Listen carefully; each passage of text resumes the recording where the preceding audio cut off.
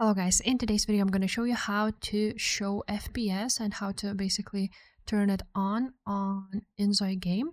So before we dive into, make sure to subscribe to this channel and also leave a like if you will find this guide useful.